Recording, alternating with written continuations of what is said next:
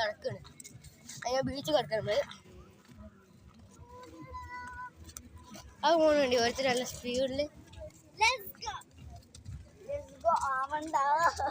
ജങ്കാർ വീണ video നിങ്ങൾ കണ്ടെന്ന് പ്രതീക്ഷിക്കുന്നു.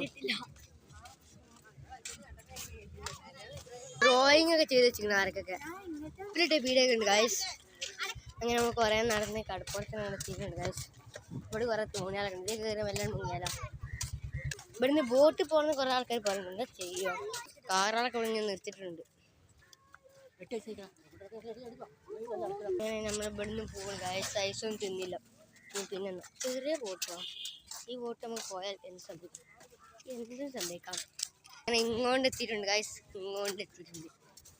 ഞങ്ങൾ ഗംഗാറിൽ വന്ന വീഡിയോകളെ കണ്ടും പ്രതീക്ഷിക്കുന്നു.